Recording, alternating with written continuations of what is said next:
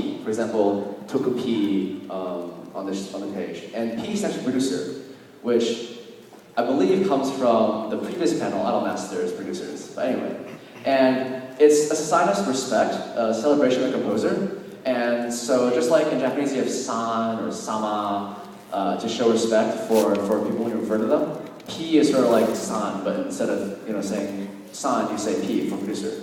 And in my opinion, like these are the real artists, like the composers who make the songs are what the real artists are. And like the singer is just like, in some ways, just a tool to vocalize the music, but also they can give their own spin on it. So it's really like a collaboration of both the composer and the musician. But I think one thing that's with Vocaloid is that the musician's contribution is very highly recognized and very highly admired. So that's one thing that I really appreciate about the vocal community. And then there's the other side of the token where like when does it become making too much money for the sake of making money as opposed to just making art? And so there's been some complaint by some people about there might be too much commercialization among Vocaloid now. It started off as a doujin phenomenon. People make videos, post on Doga for fun, for their interest. But now these companies have come in to like make Miku Lives, Miku video games, Miku anime, or not Miku, but like Vocaloid related anime.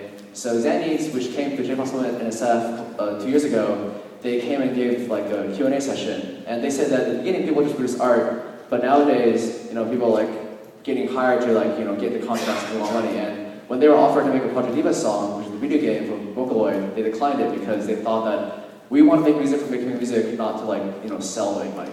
So some producers, they say, are leaving the ecosystem because they see too much commercialization going on. For me, commercialization is like, it's a two-sided coin. Like one way, you have people who are like music labels, all they're out for is making money. They don't really care about music as much as the musicians do. But on the other hand, going commercial means that you can make a living off of it. Making a living, making money on what you do, what you love to do. So there's a good and a bad side to it. And I think it's still good that the more Vocaloid is being known and being pushed into the mainstream.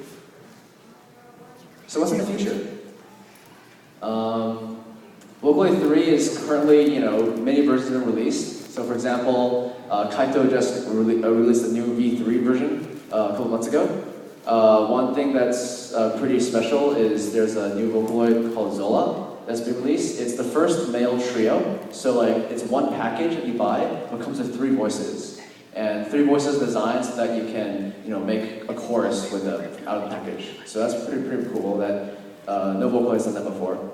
And English Miku was hinted to come out this summer, 2013, but then the website, Cryptic Future Media website, took down that notification. So now it's just rumors and we have no idea when it's going to come out. In addition, Vocaloid 3 has been being released into more markets than Vocaloid 2 and 1. Used to be just like used to be just Japanese and English, but now there's like Spanish versions, Korean versions, Chinese versions as well. So I think it's cool that Vocaloid is becoming more of a widespread global phenomenon as well. So, lastly, there's a couple of good websites if you want to learn more about Vocaloid. I recommend Vocaloidism.com and Mojo.com. They have lots of news about various happenings in the Vocaloid community. Various wikis, Vocaloidwiki.com, Vocalwiki.com. I haven't gone there as much recently, but the wiki is updated pretty frequently.